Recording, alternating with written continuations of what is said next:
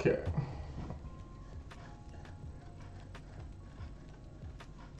Let's see. Just setting it up here. Hello. Oh, okay. Let's see here. Hello, Nadia.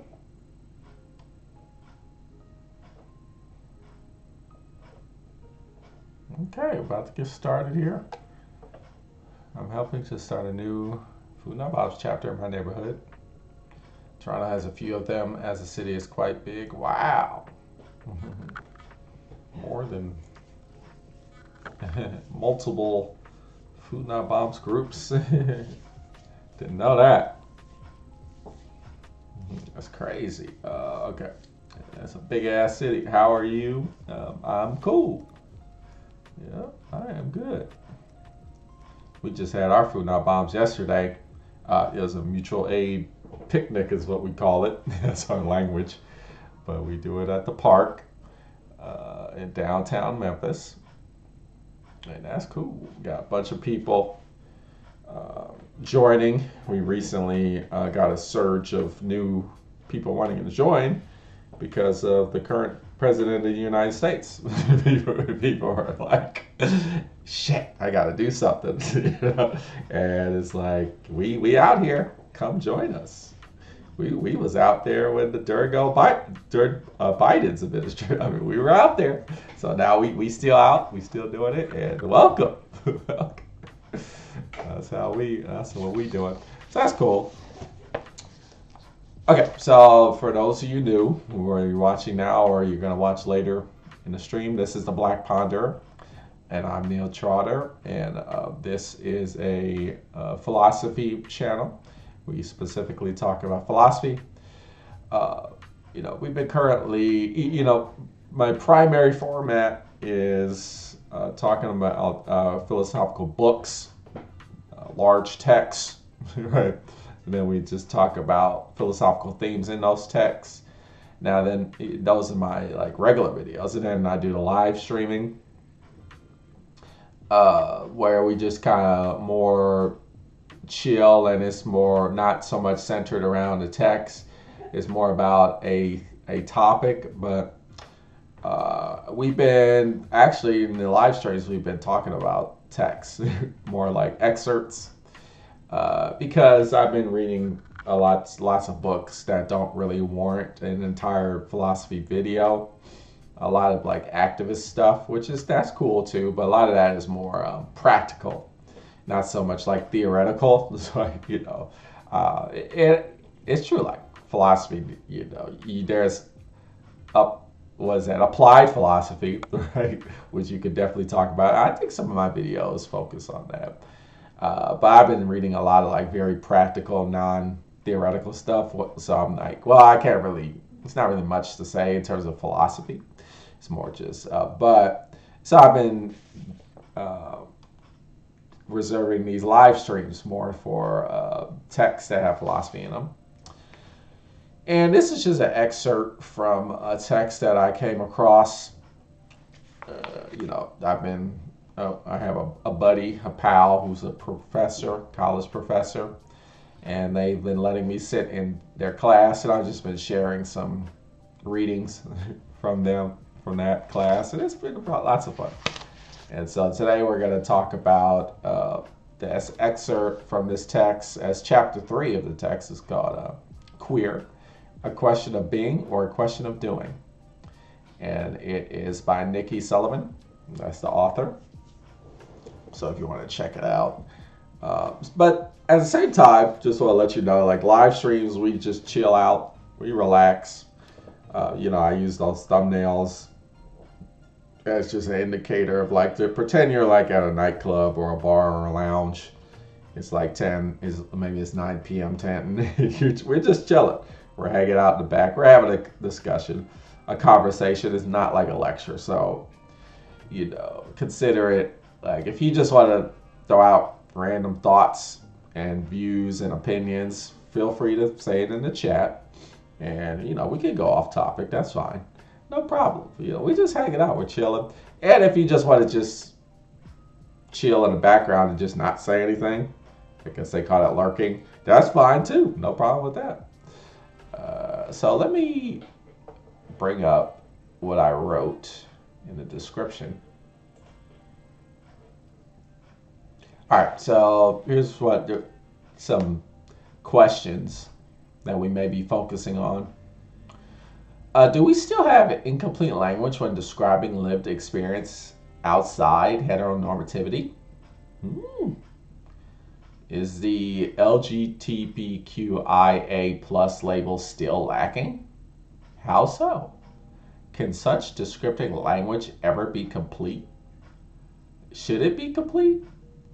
Rather than fixating on the poststructuralist, well, that's a big word, but we'll talk about that, notion that there is no universal truth, should we instead focus on the idea that there are multiple existing truths, with each holding their own validities? All this and more as we do a close reading of a text excerpt from this live stream. Join us. All right. So, yeah, we're going to be talking about structuralism and like post-structuralism, which is like these big ass like philosophical terms.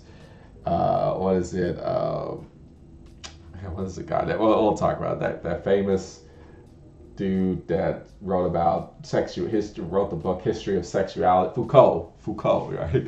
Foucault, History of Sexuality, and also like he wrote extensively about prisons. Yeah, he was big into structuralism and post-structuralism and all these terms. And we'll break it down. I like the Black Ponderer. I do mention the jargon, but I feel sometimes the jargon can be, these terms can be more like gatekeeping. So I try and break them down and kind of express them in terms that every person can understand. So let's begin. So here at the Black Ponderer, we read quotes from the text. This is a text, just a printout. And I just highlight stuff. And whatever I find that pops out to me, I just highlight it. And then maybe I'll write notes in the margin. And so that's what we're going to talk about. So we're talking queer theory here. Queer theory, which is like a branch of feminism, specifically third wave feminism. And, that's where it's at. That's where the action is going on in terms of philosophy, in my opinion. Well, let me see if maybe I could try to convince you by expressing some of these thoughts here that are raised in this text. So let me read you this highlight right here. We focused on the ways in which homosexuality and lesbianism have been discursively produced in the West over the past 200 years or so, a result of dominant understandings, and these are political effects. So I put in my notes here. In identity, what did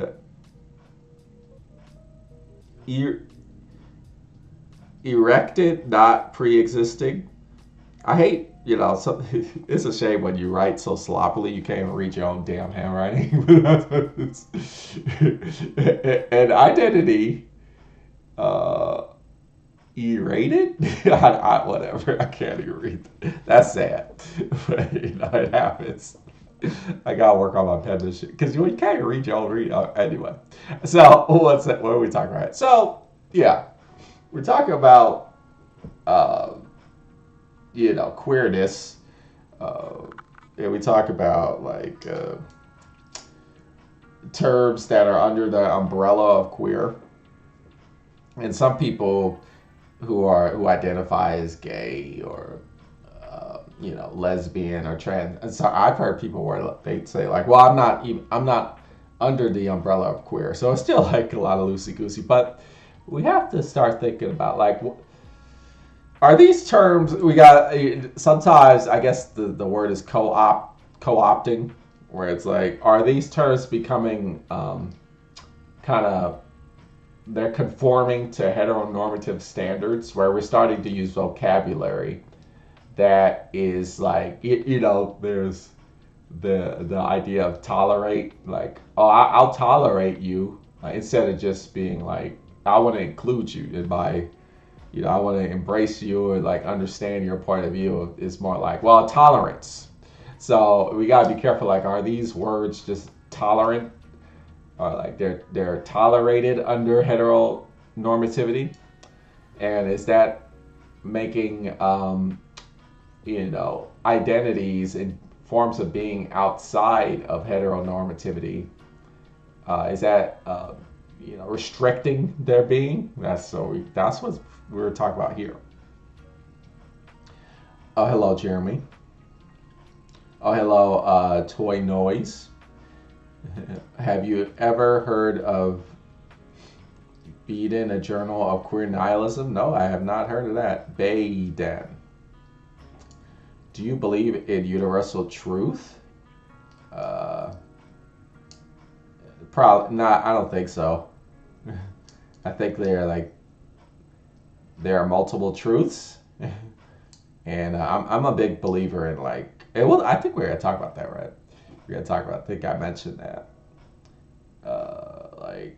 There's many truths in the world, in existence, and some truths are more valid than others, and we'll talk about that. That's one thing. Not all truths are equal to each other.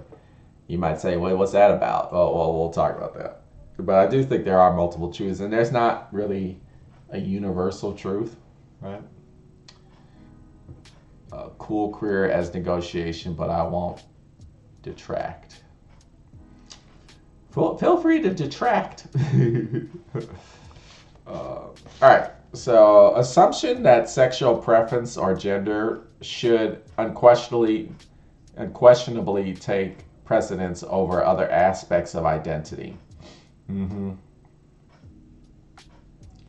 So, yeah, assumptions of sexual preference and gender. So, that's another thing, right?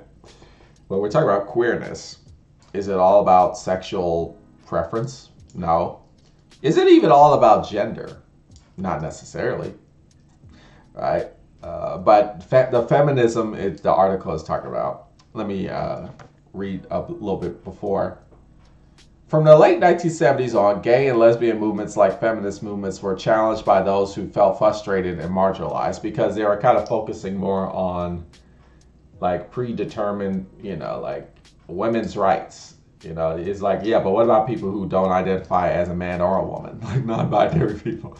It's or they're talking about, same-sex marriage, same-sex marriages, we got to embrace all sexualities. It's but what about asexual people, right? Who are that's not the basis of their identification, right?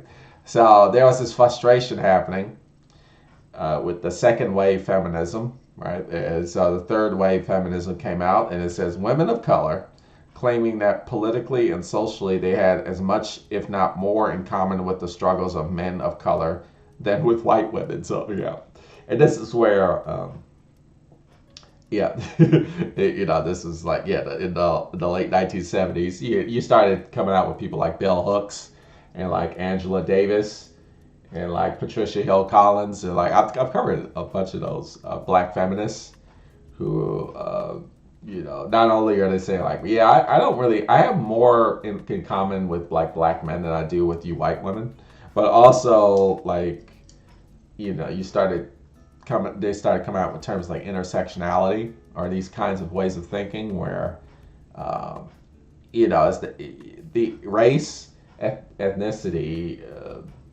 sexuality, gender, these things intersect, and a bunch of class, they intersect with each other and they interrelate with each other. And in this whole, the white woman has fixation on feminism, and the lack of thinking about other kinds of dimensions of identity, like race or class and things like that, is leaving a lot of people out, right? If truths are not equal, does it mean some truths are nonsense? Yeah, it could mean that. Well, for example, let's see if I can think of one that's easy to talk about. It's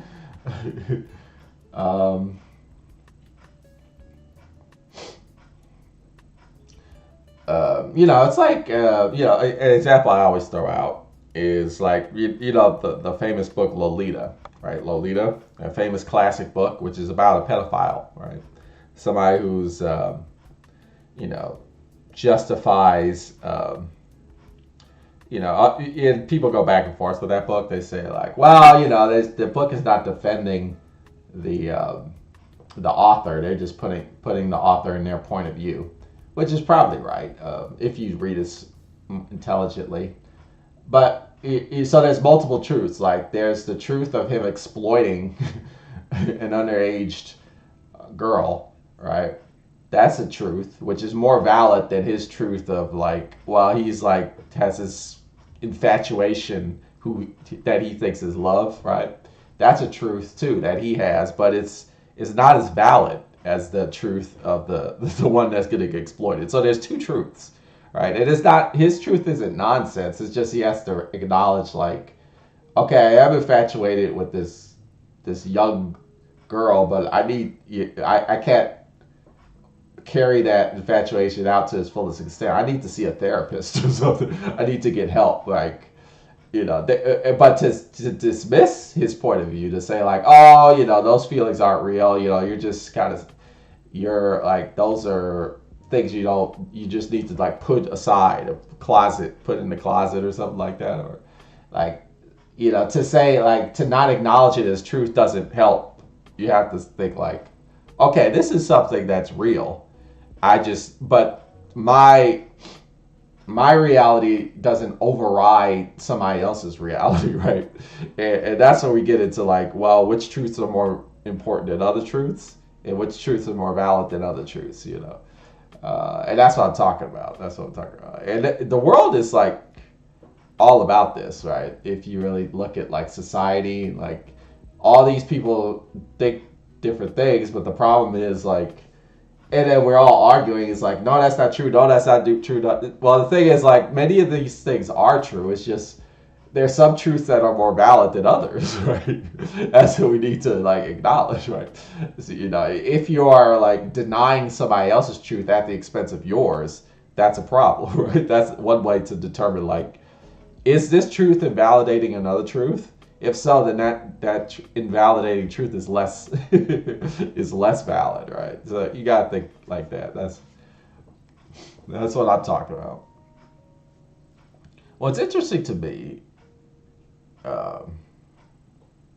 Reply RE : I don't know. I'm sorry, I'm slow. My life queer has been applied onto me for how I've lived rather than a journey to an acceptance of identity. I take pride in it because I've learned to love being a freak.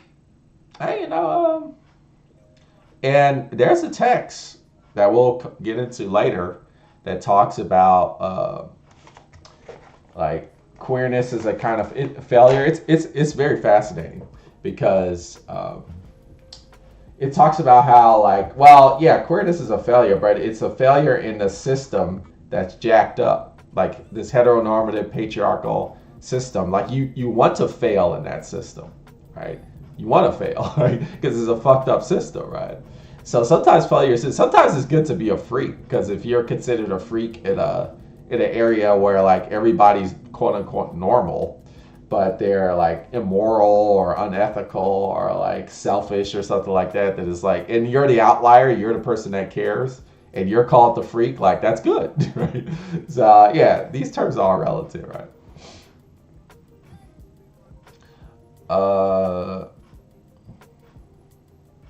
The 60s and 70s truly were the decades that intersectionality took storm.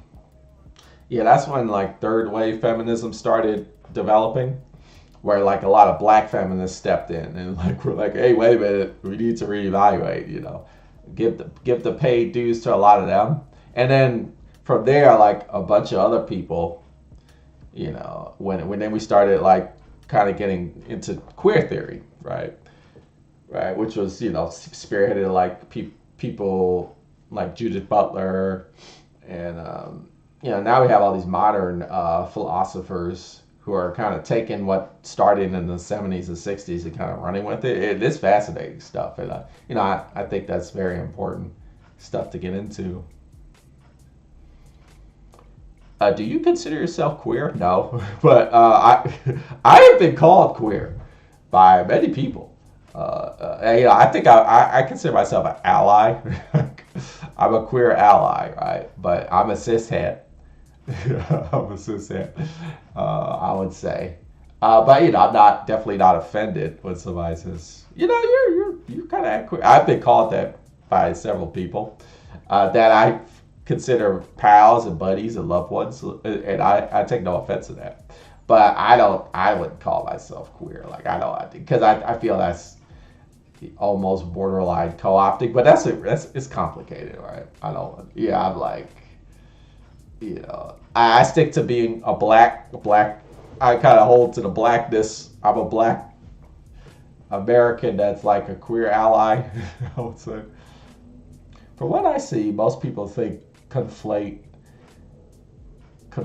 truths with facts. Yes, they conflate truth with fact. Just because there's a fact about a situation doesn't mean it's a truth.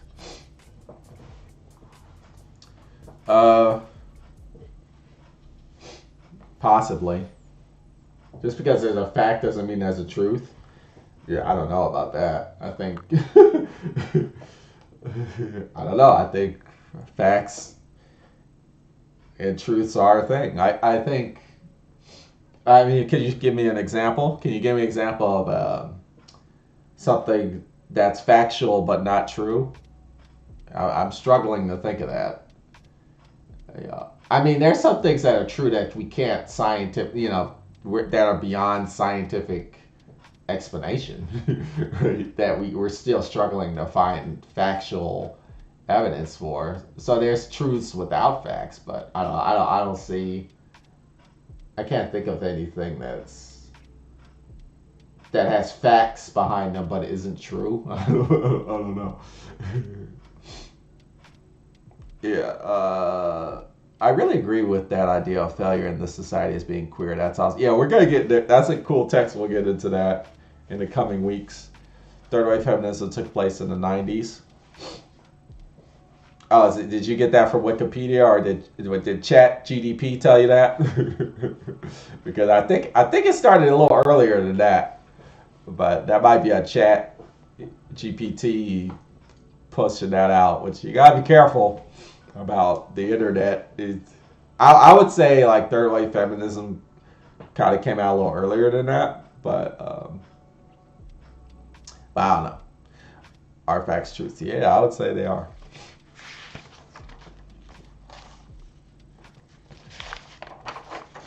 Okay. Necessity of a focus on the intersectionality of racial, sexual, gender, and class identities. Such a focus unnecessarily involves the problematization of the notion of a unitary lesbian and or gay identity and community. So it's not a monolith. For example, I was just talking to with my wife. I was just mentioning, like, I have a friend who she considers herself a gay woman. She doesn't like the term lesbian.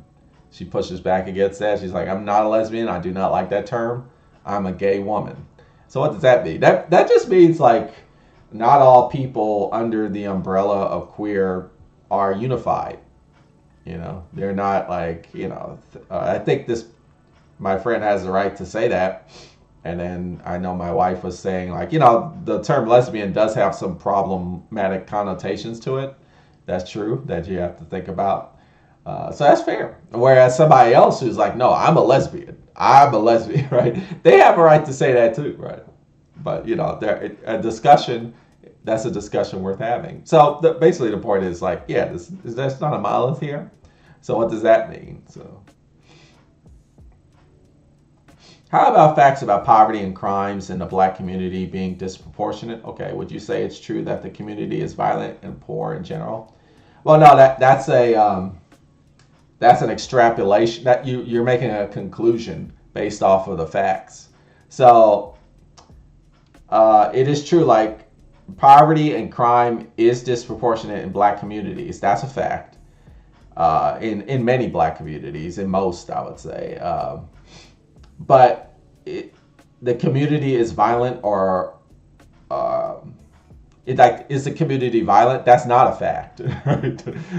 That's not a fact, right? But it can be like, if there's a lot of like violent crime in like a black community, then the community is violent. But now the question is, well, is that like an outlier? Like, is it more violent than other communities? Like, and then also, how are you measuring the crime, right? Because there are some things that are considered crime, right?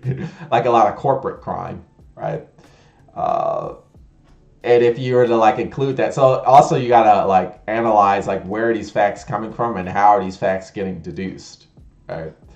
So so that's another thing. You gotta be like, you can't just take the fact wholesale. You gotta be like, okay, but you giving me these statistics or you giving me these facts. Where did you get these facts from? Like, how did you come out with these facts? Like, where are they coming from? Right? So you can't just take facts wholesale. You have to like be analytical about it and critical about it, right? So yeah, I would say like yeah, I mean that's what I would say about that. It's like there's still facts, but you got to be critical about facts, right? You can't, you got to be careful about the conclusions you draw from facts, right? Because your conclusions might not be correct. You have to really think about it. But I still think like facts do indicate truths, right? They do that. Yeah, everybody's got the right to self-identify how they want. Have you heard of gender nihilism? Not specifically, but another thing my wife just told me was, there's this term called gray gender or something like that, which is this idea that, gender is irrelevant, which is a thing. Like, I know people who feel like they don't even give a term to it. They're just like, I don't care. I don't identify as anything, as any gender. You can use any pronoun you want for me, like, and that's them. But so the article's got to get into that. They got to get into like, maybe we should stop fixating on these labels and start like thinking it more freely. I don't know. 1960s and 1970s were still dealing with traditional beliefs and patriarchy. I mean, shit. The 2025, we're still struggling with traditional beliefs and patriarchy, right?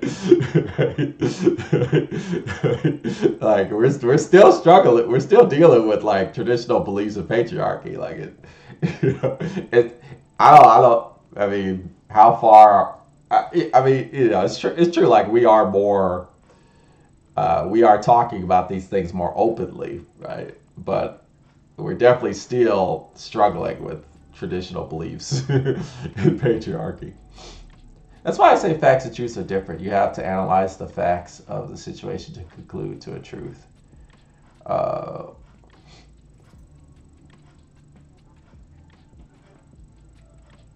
I'm just trying to think about that deeply. Because it's like... because you could say like, well, you have to analyze the facts. It's like, but you also have to analyze the truths, right? You have to analyze truths too. Like you can't just take truths wholesale either, right? Right? If somebody like a pedophile will say like, well, I love this little girl. It's like, okay, let's like take a step back. Like, do you really, or is this like psychological and like condition and like or whatever else one could think about. Like, I hate this person, right? I hate this person. It's like, okay, why do you hate this person? That could be a truth, but then you have to like take a step back and be like, is there something else going on here? Are you jealous? Like, is that what's going on? Or are you bitter? Or like, or maybe you rightfully, like, maybe you should actually hate this person. Like, maybe there's some truth, maybe they did all really fucked up things. You have to, so I don't know, I think you could, they're both the same almost. I mean, yeah, I guess, I guess we're kind of like fixating in terminology, but I think that's kind of the same. I put my pronouns as any, all when prompted. Okay, cool. Yeah, I know. I have a few friends who do the same. I read an essay that said some people aren't queer, they just realize patriarchy and gender are dumb. Queer are people who visibly and socially transgress cis heteronormativity. Yeah, that's a definition. And if you go by that definition, then I guess I am queer.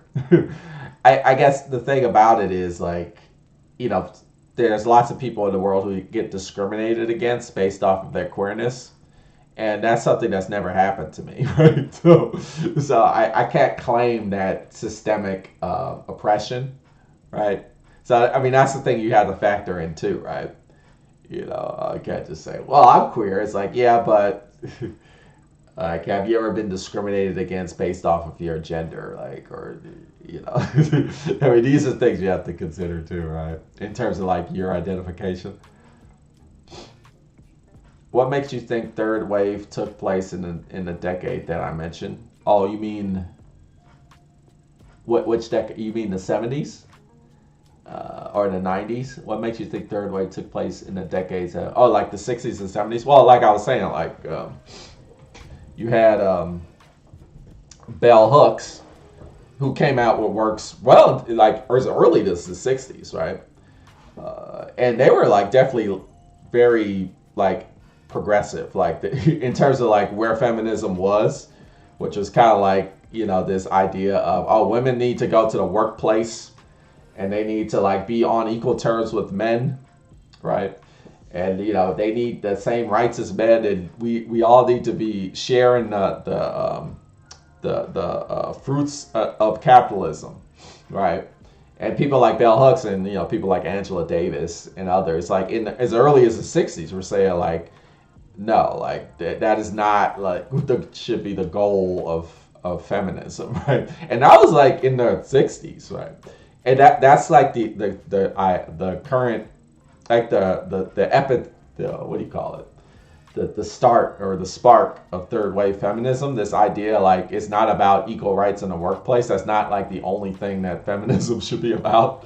It should be about like ending racism and like, you know, a gender inequality and like, you know, classism too, in terms of like, we're not trying to play by the rules of like business corporations. We're trying to like, you know, end those rules, like abolish those rules, right?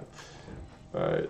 And people were talking about that well before the 90s, right? A lot of like feminists were talking about it. But that's like third wave feminism, where second wave feminism was more about like, you know, equal rights, women's rights, like women's rights, like, I know. Whereas like in the first wave feminism is like, dude, we're just trying to vote, right? We're just trying to be considered human beings, right? We're not just property, right? That's like first wave, which like, you know, a lot of that was in the 1800s, right? Let's see. Yeah, it's hard for me because I can be bitter since being queer for me has meant struggling with housing and stuff. Yeah, exactly. Since I'm trans and I don't want to be hostile to people who still feel queer without that. Well, I'm a firm believer in what's it called? Like righteous rage or like ethical. Sometimes it's, you know, you should be mad. You got it, but you know, in my opinion, that's why I kind of don't vibe with stoicism.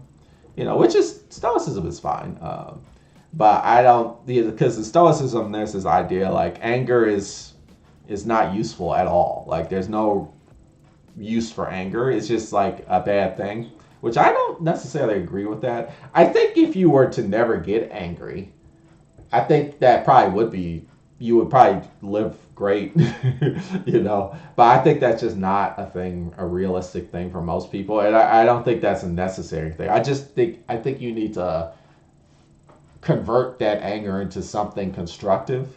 And you can use that anger to fuel you, to drive you into like but so the challenge is using that anger to do something progressive rather than something destructive, right?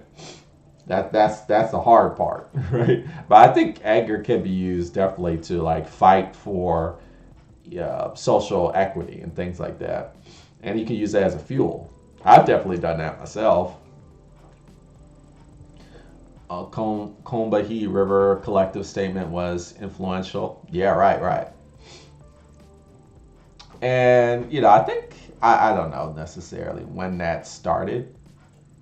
Now I'm going to use Chat GPT. I'm actually, I have never used Chat GPT, and I'm not going to start. I just Google stuff.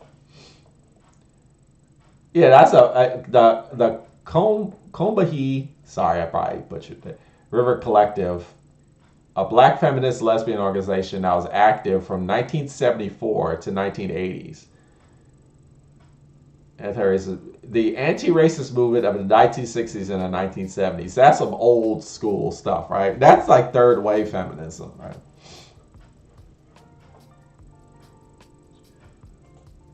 When is a time that you use your anger for progressive goals? Oh shit, like I'm doing it now. Right?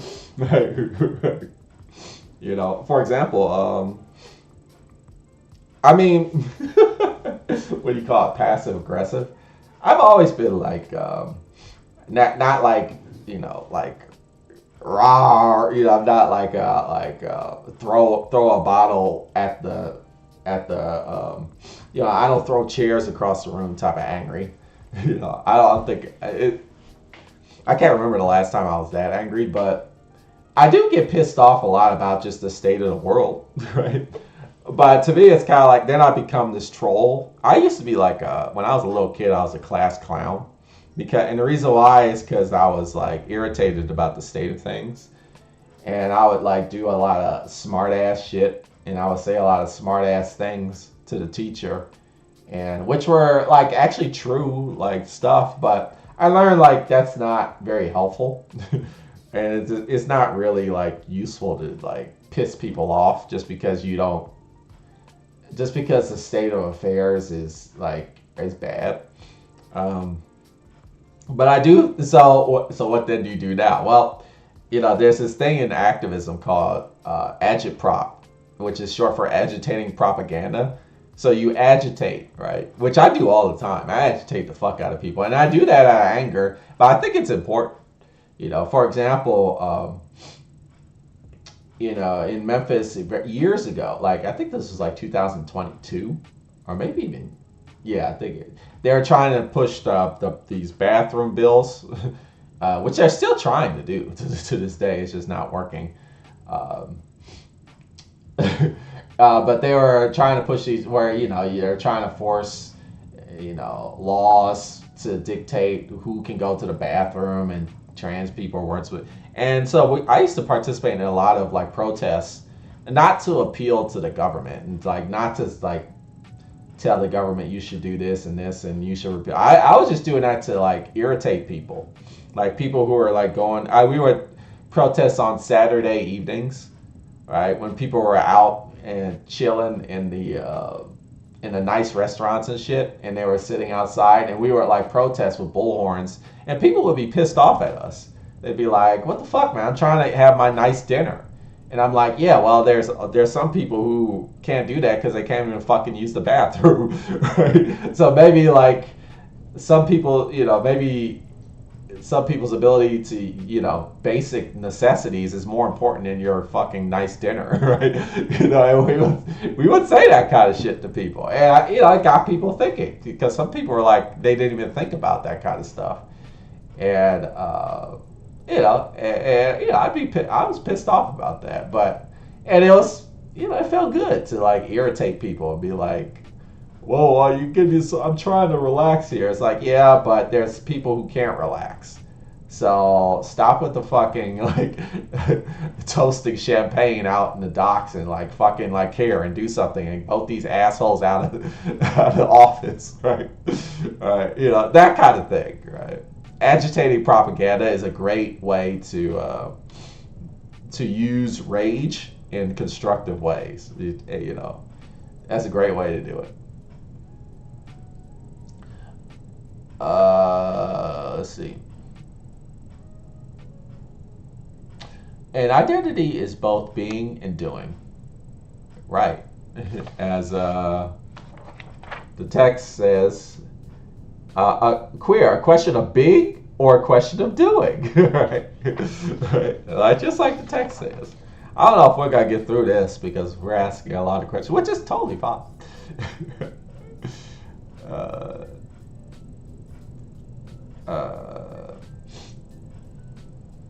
Where was this? Where was an identity is okay. Queerness both is and does like all identities.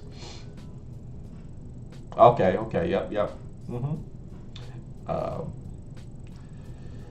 yeah, we'll get into that. We'll get into that if we make it that far. And be careful with Chat GPT. The algorithms reinforce racism. Hello. And also uses exorbitant amounts of resources. Hello. That's why I've yet to use Chat GPT. But I'm sure I've used artificial intelligence because I think Google, if you just Google search it, it just pops out artificial intelligence summaries. So I'm sure I didn't avoid it. But yeah, no, that's true. I'm currently a research assistant for a professor who is doing research on the subject. We are putting up posters around the world, including during the AI summit in Paris a few weeks ago.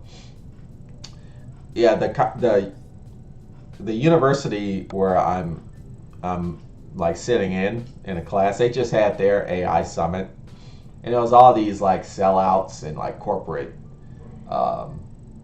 shills, right? Who are just like, oh, you know, AI is just like any other technology. It's like, it's like they were saying the same thing about the printing press, and they were saying the same thing about, the internet. And, actually AI is good. And it's like, who the hell paid you to say this shit? Right? It's just probably got sponsored from some AI corporation or something.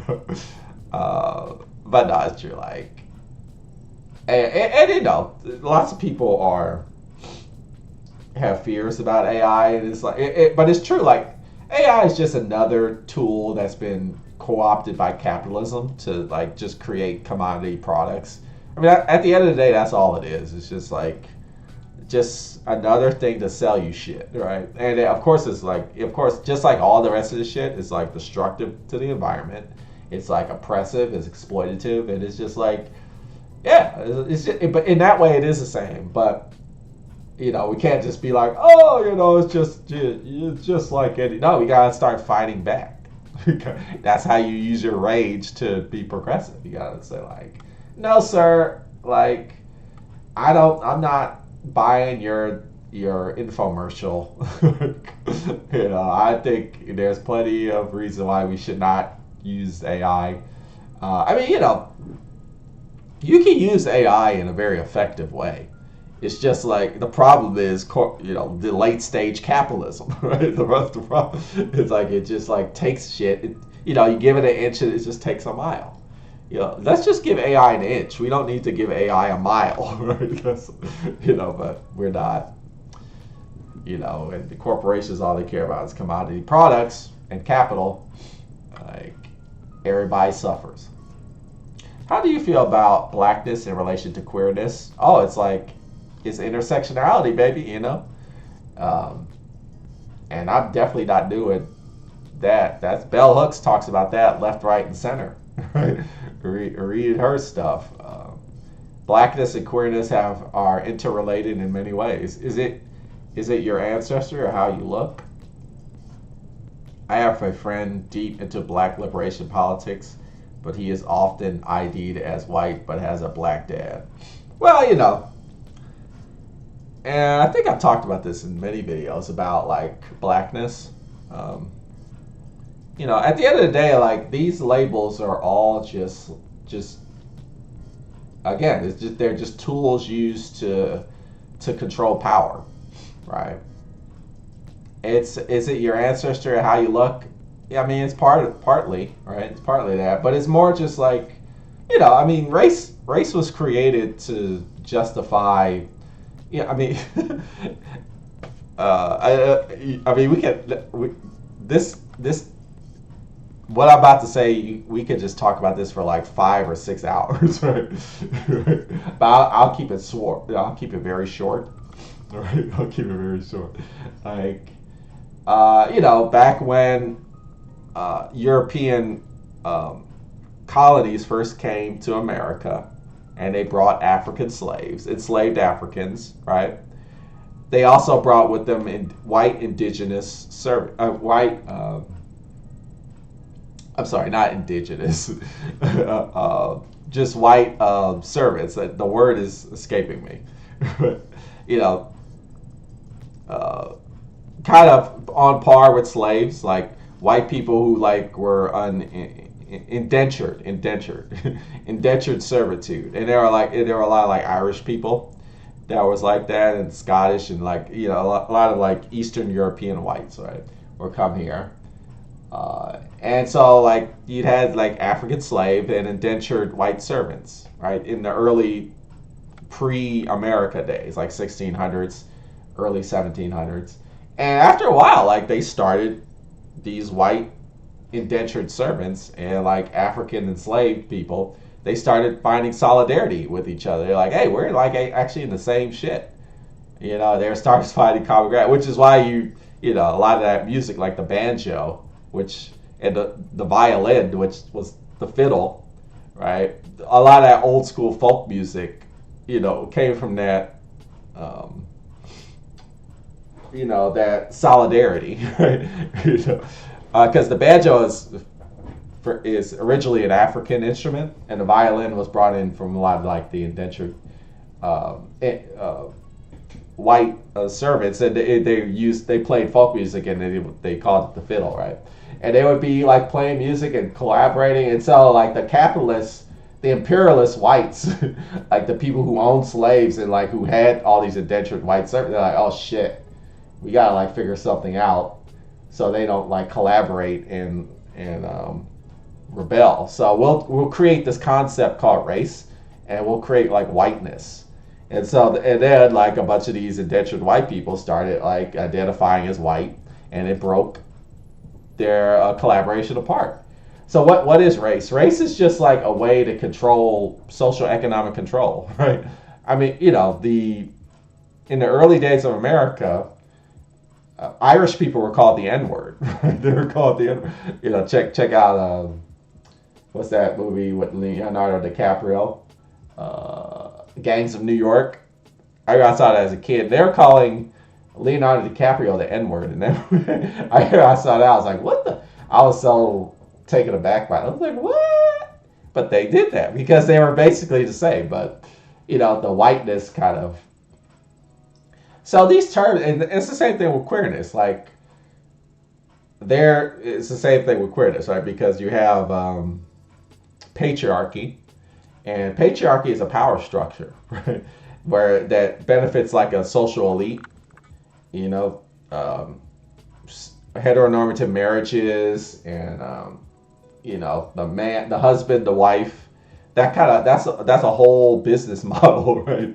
And queerness, like, people who don't associate, who don't identify with that kind of like business model, like they're not interested in being a husband or a wife, or like have 3.5 kids and a white picket, not interested in that. Women who are not like invested in like I gotta make babies, like that threatens the power structure. And so that queerness was, because queer used to be an insult, like a word, but that has now become, just like gay was like an insult word at first, now has been taken. But these terms originally, they're just used to coordinate and to manage social economic power. That's really how you gotta look at it. And so in that way, that's how like blackness and queerness are the same, because they're both like these ways of manipulating and controlling and maintaining social economic power, right? There's different dimensions in that. One is about gender, the other one is about like race or ethnicity, right? But at the root, it's about like social economic control, right? And that's how they're similar, right? I tried to make that as succinct as possible. Maybe you could put up some posters I'm way ahead of you. I'm way ahead of you. But we are targeting universities mostly as this is a common place for using AI that could access. I do wheat posting. I do wheat like I put up the posters. In your opinion, do you think language constructs truths? Isn't that like that's a structuralism thing? Like I think that's like structuralism or post-structuralism is this idea that language is what constructs truths. And I would say like, yeah, it can. It can construct truth. It sure can. Well, does language...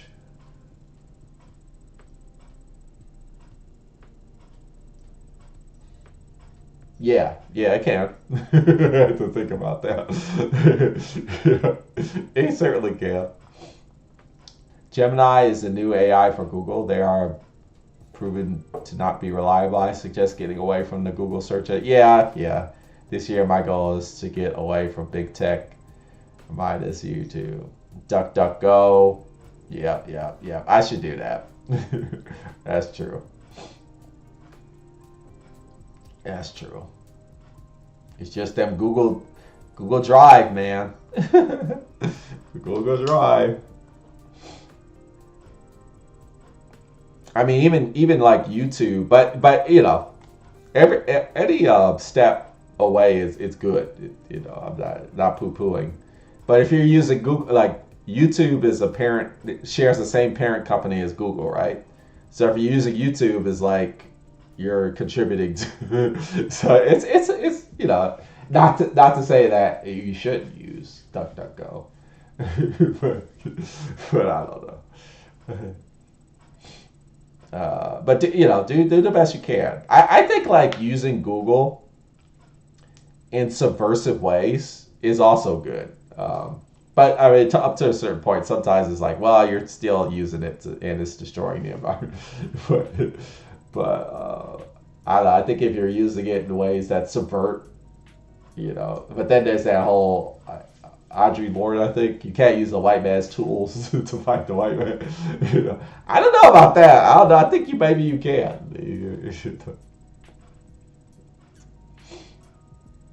Thanks for sharing your thoughts. What do you think of queer identities before the Stonewall riots? Are they still present in the LGBT plus? What do I think about queer identities before Stonewall? I don't know. I think queer identities are always... They existed before Stonewall. Are they still present in the LGBTQ community? Yes. Racism has always been a business. Yeah. Transphobia impacts cis people because they are also held to standards of femininity and masculinity similar to trans people. Yeah. There's an article that we'll talk about in the coming weeks that talks about that too. This idea of passing. Trans people who quote unquote pass. Like trans people who you can't tell they're trans, right? That kind of reiterates heteronormative power structures. So in that way, it kind of discriminates against trans people, but it gets complicated, right? Which we'll talk about. I heard someone say yesterday, Ukrainian president visit Oval Office. Yep, that under Trump. Witness is becoming tightened up again. Oh, whiteness is becoming tightened up again. Is it? Yeah, maybe. I don't know. Whiteness in America is pretty strong. I don't think the recent meeting with the Ukrainian president is gonna has blown up white identity. White identity is pretty strong here in America already, which is a sad thing, but in terms of white supremacy is what I'm talking about. I'm not sure if that recent visit really did anything about white supremacy, or I think it's a huge problem before or after. Gay. But yeah, we're talking about gay. That's true. Hello, Henry. It's hard, but I want to keep watching her videos. But the less data I'm giving them, the better. So I think it's still good to move away and support decentralized product. Yeah, it's true. Do you?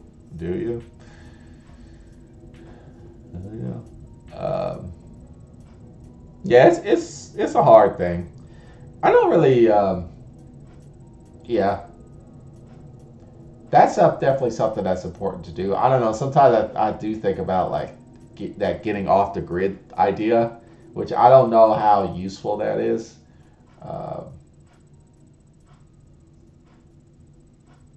But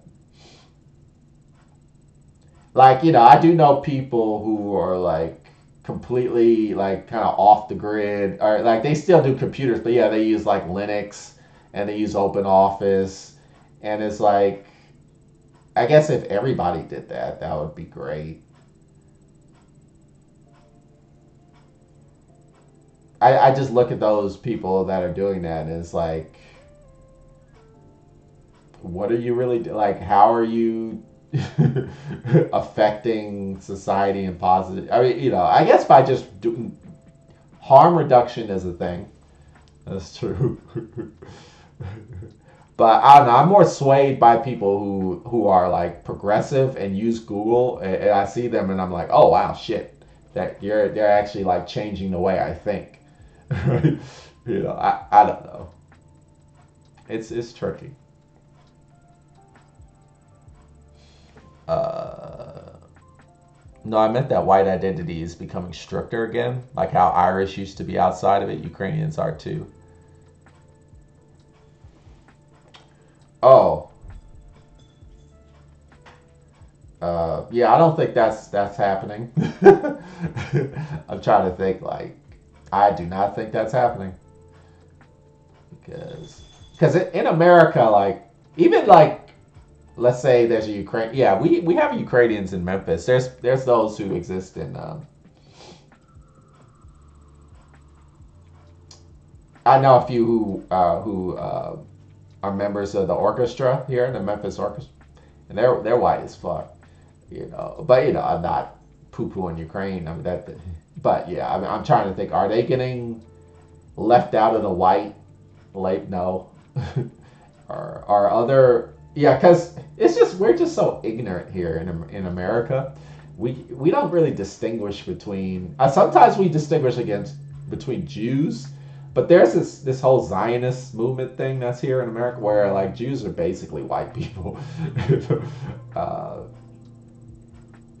Unless they are like very progressive and they're anti-Zionist, then they extradite themselves out of whiteness. But even then, like they still get. Yeah, I don't know if that's the thing that's happening here in America. And I'm just speaking, as somebody who lives in the South, but this is Memphis is a sort of liberal bubble. At the same time, like my daughter did leave Memphis because she was like, I gotta get the fuck out of here. So I mean, is it that progressive? Not really. Let's see. There are so many alternatives. It's like voting with your money, supporting people who are creating amazing services that don't sell you data for insane profits. Yep. That's true. Some people say there is no outside, meaning you can escape or fully leave the system. Uh, you can't escape the system. I think you can. It's just like what then? It's kind of like you're apart from the system, and then it's like, well, that's it. You're apart. It's hard to fight the system when you're apart from it. But a lot of people are like, I'm not trying to fight the system. I just want to like leave. The idea that by leaving the system you are negatively impacting it, I don't think that's a thing. Right. Yeah. I think that would only be a thing if you had massive amounts of people who left.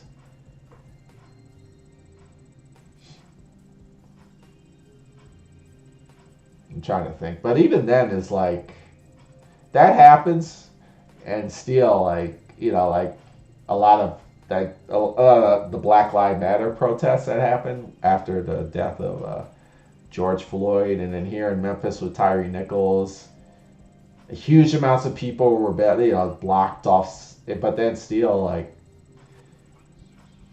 nothing happened. I guess you could argue because they're still part of the system. I think you can detach yourself from the system, but I don't think you can really fight the system unless you're like in it. Right? You got to be in it to fight against it, which is kind of counterintuitive, but I think it's true. Have you ever explored veganism? Yep, my whole family's vegan. I'm a freaking, meaning like I try to be vegan the best I can. Like if somebody's offering me free animal products to eat, I will. I often don't turn it down, which is, I guess, a vegan should abstain from that. Or sometimes I'll eat like vegetarian stuff. Sometimes I will purchase that. But for the most part, I'm pretty vegan, and my daughter and wife are they're vegans. So yeah, I'm very familiar with that. Billionaires are profiting off your data, though. Yep, that's certainly true. Isn't it best not to participate in that and advocate for people to do the same? Yeah, no, you should definitely do that. Yeah, I'm not saying you're wrong. I agree. Yeah, basically boycotting.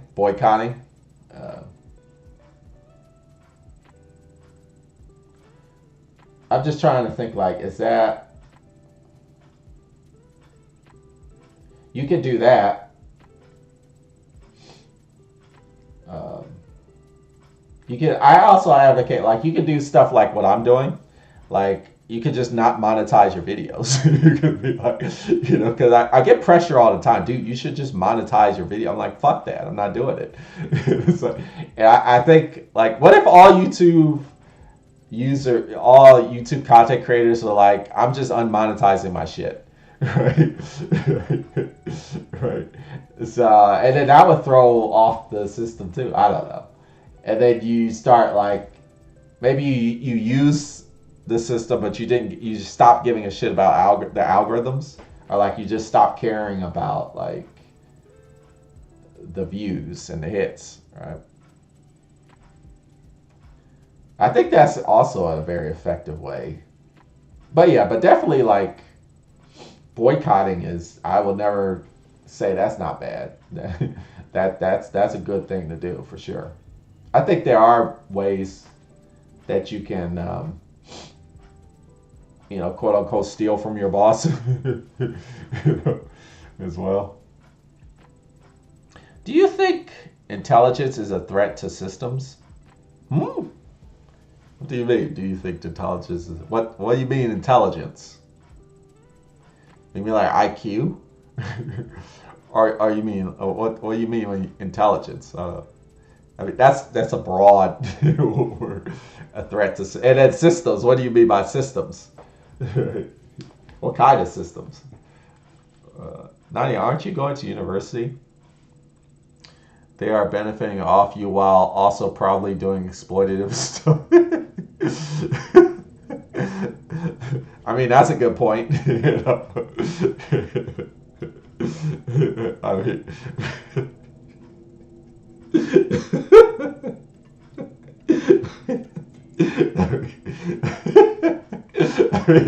touche. I mean, that's a damn good point. That's a damn good point. That's a damn good point, isn't it? But I'm a person who believes in the academy. I like universities, but universities definitely contribute massively to the exploitation and imperialism. So I mean, should we just get rid of those? I mean, or should we? But at the same time, like Nadia does have a point too. Nadia does have a point. I think like it would be good to like say like, if somebody will say fuck Google, I'm not using Google anymore. Like I think that's good. I think that's good. But you gotta I don't know. I think that's a good option, uh, and that's it. I'll leave it there. I'll leave it there. Where was that? There's a good book about different forms of anti-capitalism, and one is escaping it, entitled "How to Be Anti-Capitalist in the 21st Century." hmm They talk about particularly important logistics to anti-capitalism: smashing capitalism, dismantling capitalism, taming capitalism, resisting it. All the stuff about capitalism. That's cool. Gotta head out. Thanks for sharing. All right, see ya. Toy noise. There's no escape for people in the colonized world. Like, you are simply living on stolen land. It is not an escape. Escape is privilege more often than not. That's actually a very good. I mean, it's kind of hard to admit that, but that's actually a really good point. Um, I guess then you come with ideas about like harm reduction. Like, okay, how do I reduce the amount of harm I do to as little as possible? Uh, you start thinking about that. I mean, yeah, like that's a good point. Like, dude, we live on land that's stolen. like, it's like by living on this land, we're fucking over people. Right? It's really fucked up when you think about it. It's like I guess we would have to like if we really follow, but the problem, the thing with that line of thinking is like what you don't want to do is you don't want to be like, oh well, fuck it, I can't. There's nothing to do about this. Like it is what it is. I'm just gonna like live my life, without doing anything. It's like, well, you can't do that either. Like, you can't do. You gotta have some sort of like, well, let me take some responsibility for this. And I think Nadia, like, what they're doing is they're like, hey man, I'm gonna exit out as many systems as I possibly can, and like reduce the harm, which I think is very good. I think it's very good. At the same time, I think it is, you know, I do think that that kind of like exiting out of systems can be a bit like overblown. Like you think like, oh, I'll just stop using these things, and then I've saw I feel good. It's like, well, the company is still there, right? Or like the you know, I just feel like, for example, with YouTube, I think YouTube is great. I think you can reach a lot of people with YouTube. I do think like YouTube is very exploitative, and I do think like it's mostly most content creators are info. Well, that's not true. The biggest content creators are just infomercials, which is sad. And I think like YouTube awards people who who are effective at selling products, and that sucks, right? But there is a lot of great things on YouTube, and but the sad part of it is like Alphabet does steal your data and sell it to sells it not only to like other corporations but also to the government to use for military purposes and shit, which is fucked up. But I do think like I have gained so much knowledge and wisdom from YouTube. So to think like, well, I'll just exit out of here. It's like, I guess I could go to the library, but I wouldn't have as much knowledge. Right?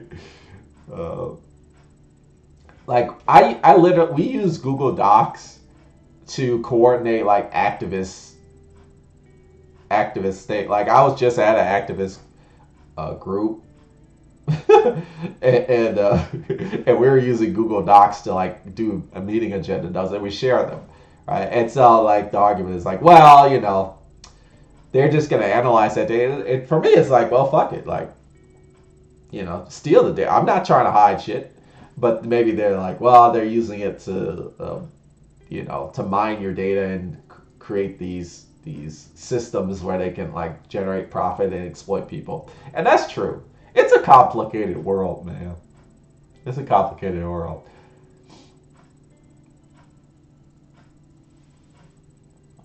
Let's see.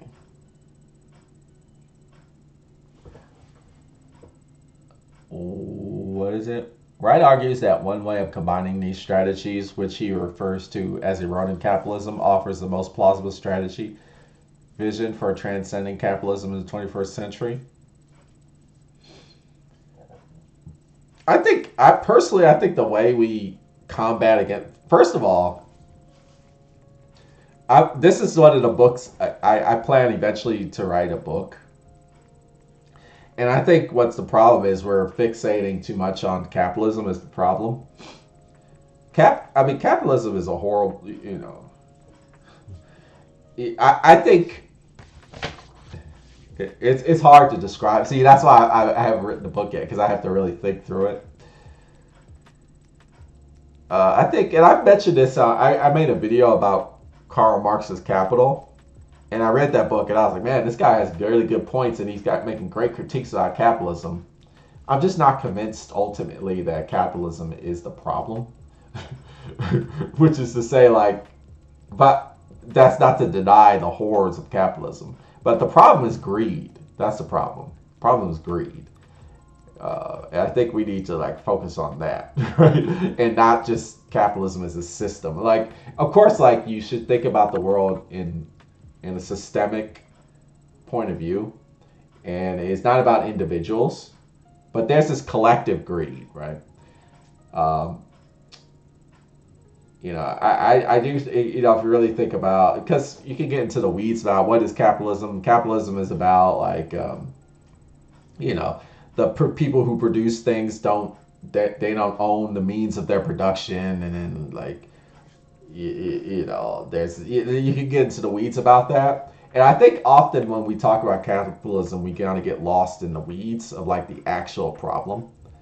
And I think that's a good example. Like, Wright argues that one way of combining these strategies, which refers to it as eroding capitalism, offers the most plausible strategic vision for transcending capitalism in the 21st century. It's like, not knocking what you're saying, Nadia, but I feel like, we're just saying a bunch of words, and it's like, what are we even talking about?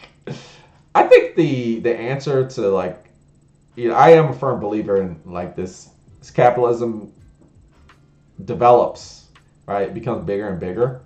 And I do think like late stage capitalism or hyper capitalism, I think like capitalism in its very early stages is not a problem, right? I do think like, this idea like the worker needs to have the means of their production, that's not necessarily true. Like maybe the worker doesn't want to have the means of their production. Maybe they do want to just like, look, man, you get the tools, you give me the tools, I'll do the work, give me money, it's fine, or like whatever.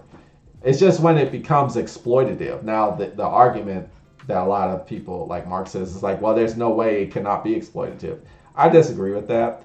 I think you can do that, this kind of early capitalism in like a sensible way, but the problem is greed takes over. So how do we deal with that? Mutual aid is the way we fight against capitalism, right? Mutual aid, right? Mutual aid is not complicated. It's not like theoretical. It's not like you're not talking this highbrow like philosophy jargon and shit, like these super duper political terms, like you're not getting in the weeds of like social economics. You're just like, dude, we just need to share resources. That's it, So, I've talked about like things that Food Not Bombs here in Memphis does. Like we work with this other organization called 901 Community Fridges, where we just set up fridges in public spaces and refrigerators, and people could just access them at any time of the day, and people just donate. That's how you defeat capital. You tame capital. You just get rid of the selfishness. You say like food. Hey, you know what? Food community gardens, like that's mutual aid is what I'm saying. Community like let's grow our own food, give it to people. Um, that's how you defeat capitalism, or like late stage capitalism. It's like pushing back against this idea that greed is just something that is inherent in human being. Of course, like of course, and to a certain extent, like greed is, we have negative, human beings have negative emotions, right? We have emotions that drive us to do bad things, right? But it's important for us to like control those emotions. And this idea, the idea that capitalism sells, is like, well, human beings can't control these emotions. Like people are just inherently corrupt. It's like, no, it's not true. Like, we do have these feelings that can make us corrupt, but we can work through them. We could like actually like acknowledge like, oh, okay, that's an emotion that's like exploitative. I need to not keep that in check. Yeah, these are the ways we defeat capitalism, right? I don't know.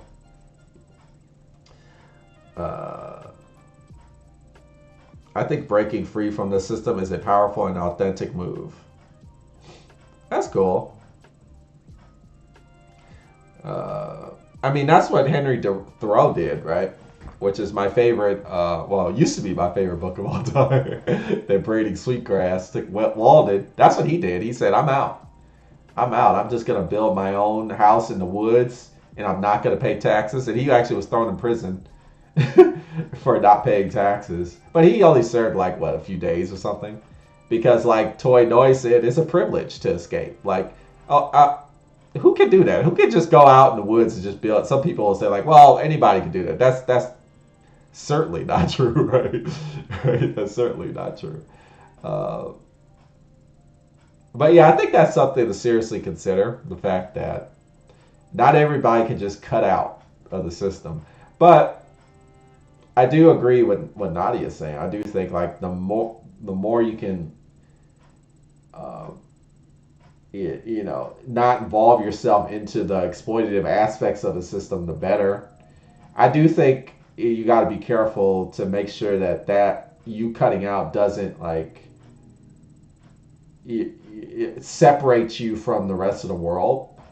But if that's your decision, if you want to do that, you want to be like, I'm out, see ya. But the problem then becomes like, well, there's this whole other world that you're leaving behind, and people are like, you're not actually making the world better by leaving. But maybe that's not your goal. Maybe you're just like, I'm just tired myself, I'm out.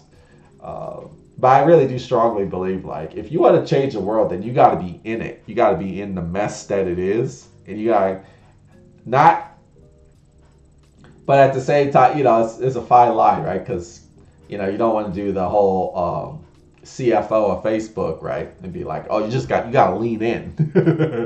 You got to adopt. Like I don't believe you should become if you want to change the police force, you should become a police officer and dismantle the police. You make the police better. Like that doesn't work. That doesn't work. I think I'm an abolitionist too, but you gotta like, I think you gotta confront people and be like, you gotta be in the system loud and proud. Kind of like with the YouTube, it's got. I'm gonna make YouTube videos, but I'm not fucking like abiding by these algorithms. Fuck that.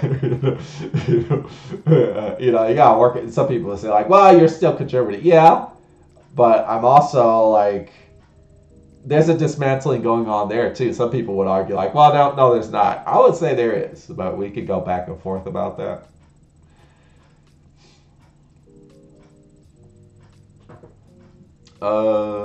Regular people must take daily actions to break from capitalism, patriarchy, or other oppressions. That's true.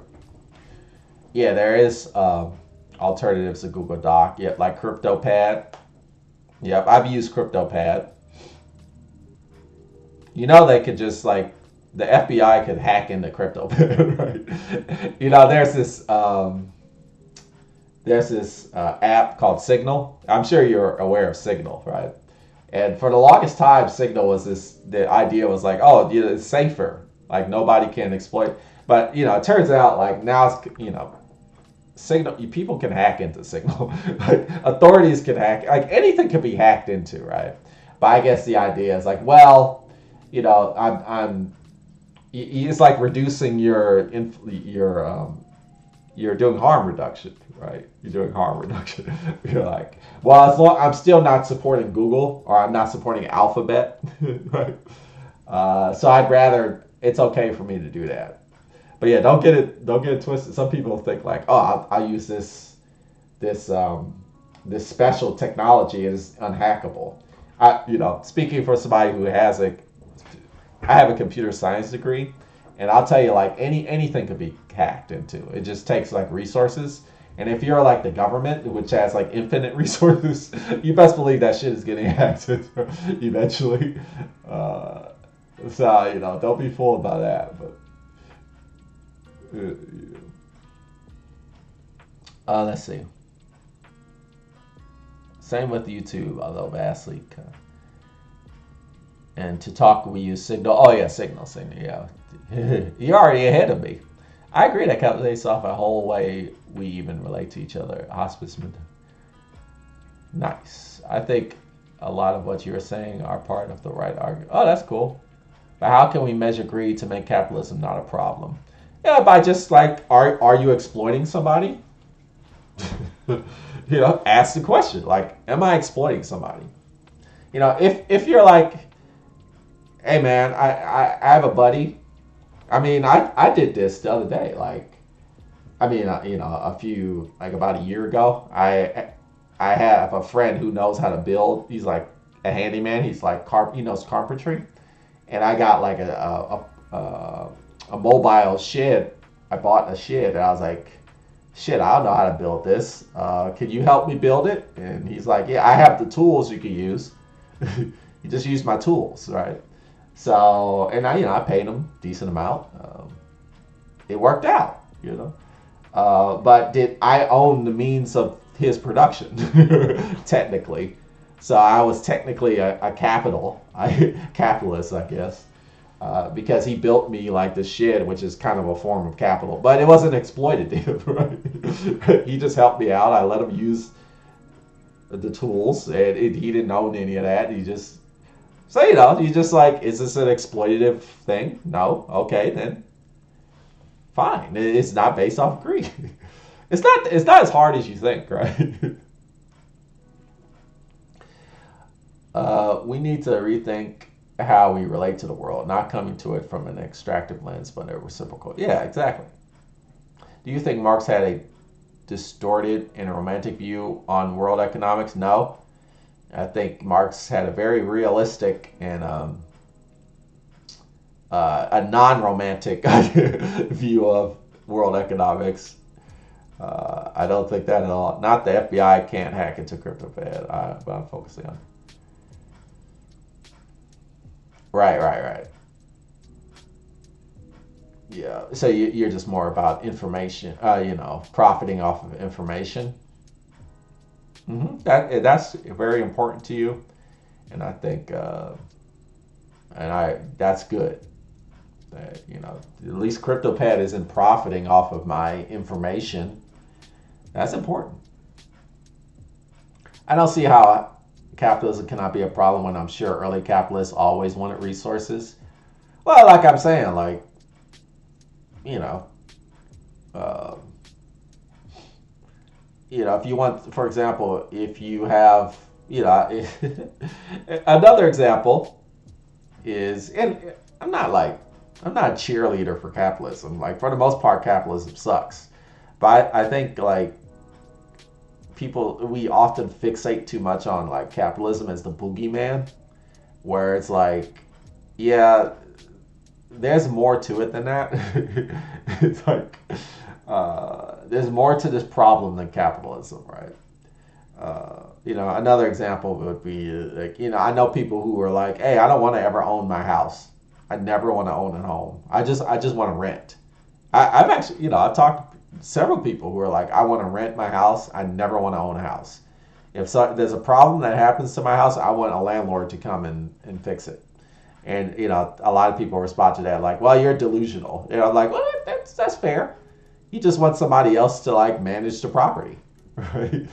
And so they kind of own it. And, and as long as it's fair, now, somebody will clap back and be like, well, there's no landlord that charges fair prices, which is true.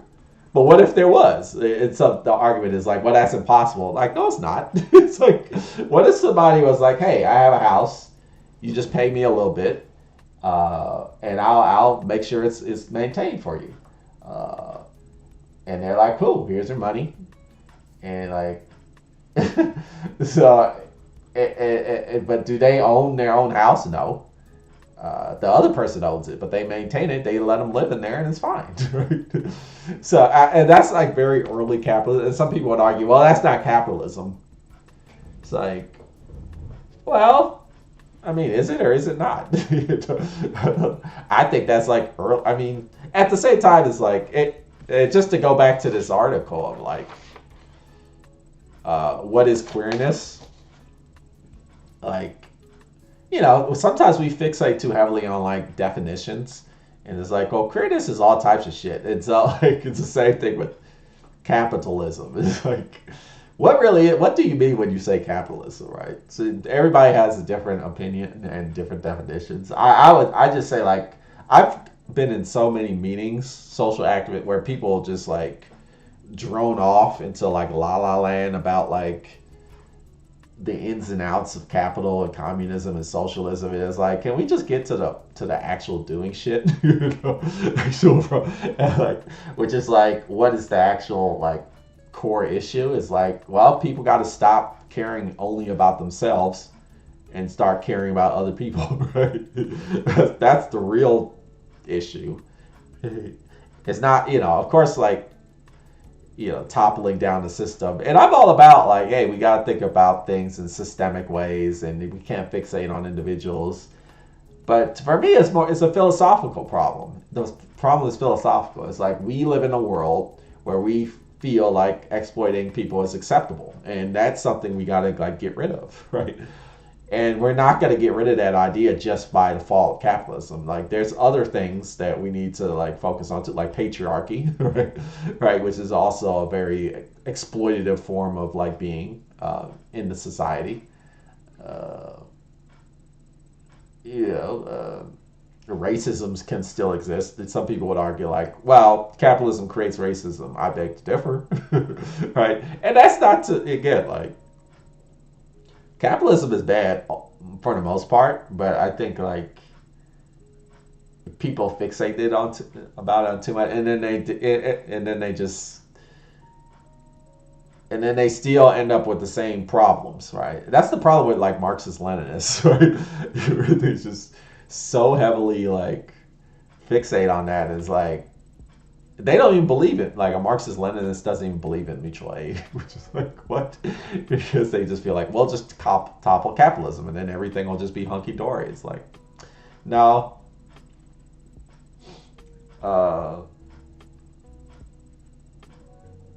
Let's see. I don't see how I can.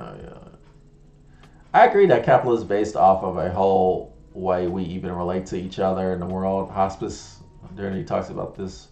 Okay. Oh, yeah, I agree, Jamie. I think that even early capitalism is bad. I'm looking into cooperative workplaces. And how they work. If a worker doesn't want to vote, they can abstain. Oh, Toy Noise is back. IG, if some people wanted to live in early capitalist chill, can't really control people. I wouldn't want part of that, though. Cooperative housing areas were just to pay exactly how much it costs to run. Yeah.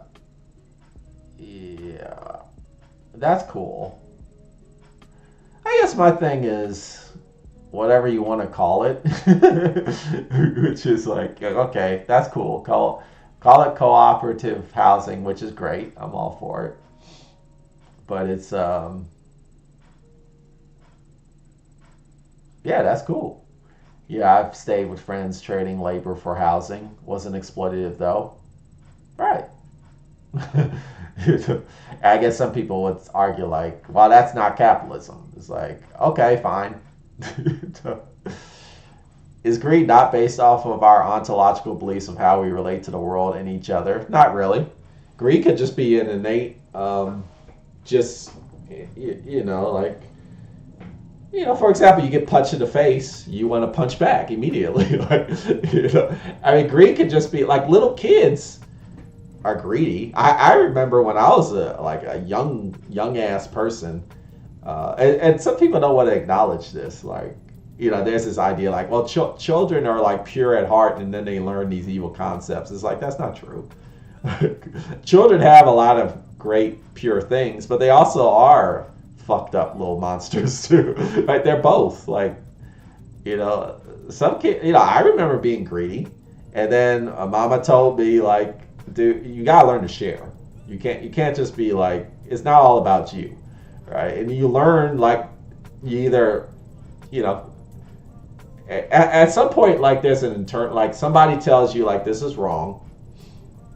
Some people aren't. Like some people are naturally are more naturally inclined to share, and then they get driven. But some people aren't. Some people are naturally, and it's just that's genetic. Like some people, not everybody's the same. But I think like there's people who are, because I was like this. I just think about myself, and like, yeah, I remember times when I was a little kid. I was a greedy ass son of a bitch. Like, I was a greedy ass bastard. But then mama would be like, you can't do that. Like, you got to care about other people, and you got to share. You got to learn how to share in this world. And then I thought about it as a little kid. I was like, mama's right. Like, I actually, I started giving a shit. So greed sometimes, like these negative emotions, jealousy, greed, selfishness, hate, like not all these things, like a lot of it is learned, but a lot of it just is like just naturally comes out based off emotions can do, emotions can, you can't control your emotions. You can control what you do as a response to your emotions, and that's learned, right? But there's some internal stuff that happens in your head too that you gotta like. And some people are like, yes, I need to do this. And some people, to make the decision, they're like, well, fuck that. I'm still gonna do what I want to do, and I don't care, right? And I think that's important to acknowledge, right? Of course, like, and it's complicated, and I think I'll have to end the stream. We might continue with the queer. We'll probably just continue this part 2 next stream, but I'll kind of end it here with this idea of course, like we live in a world where our social economic conditions condition us to do evil shit. Right? That's true. The systems do condition us to do evil stuff, right? And then it's very hard for us to break out of those systems, right? That's true. But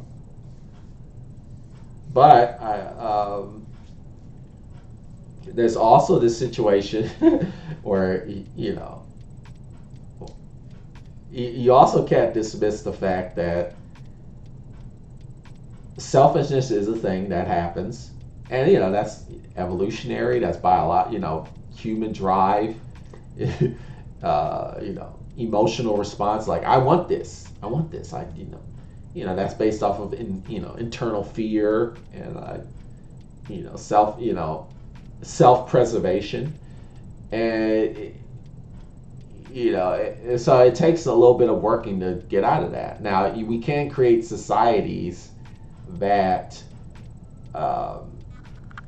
that are easier for people to learn how to break out of those habits, like more egalitarian societies.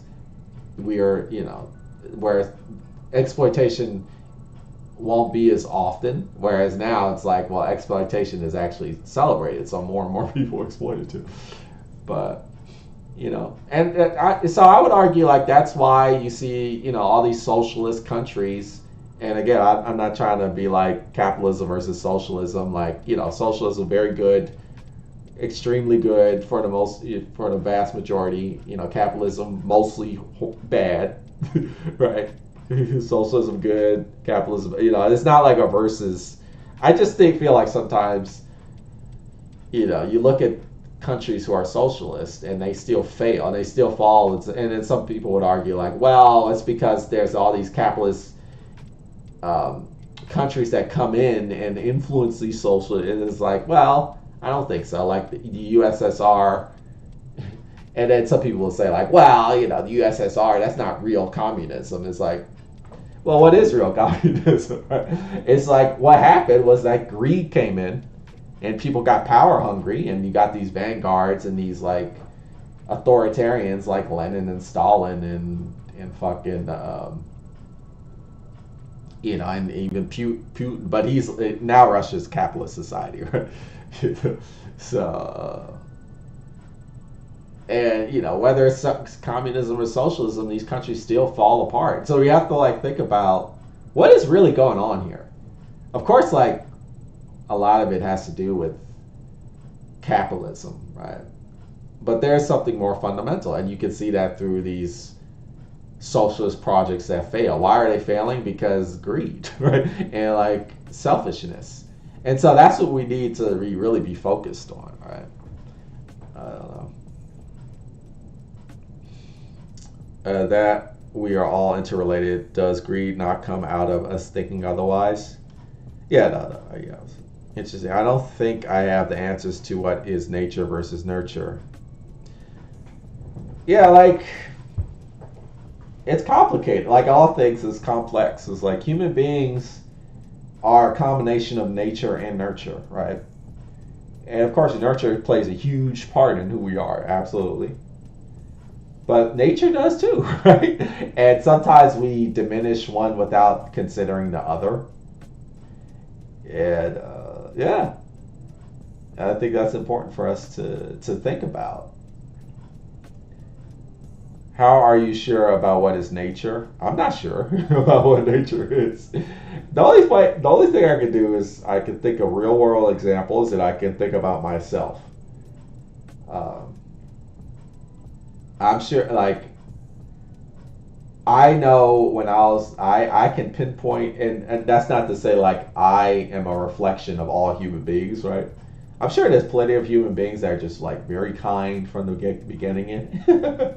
And I believe that is the case. I think some people grow up and they start out very altruistic and egalitarian, but that wasn't me.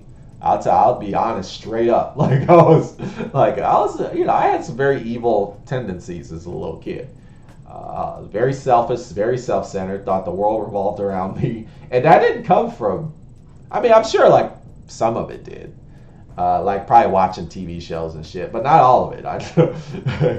And a lot of that was like people who are more wiser than me came up to me and said like, you really need to stop and think about what you're doing.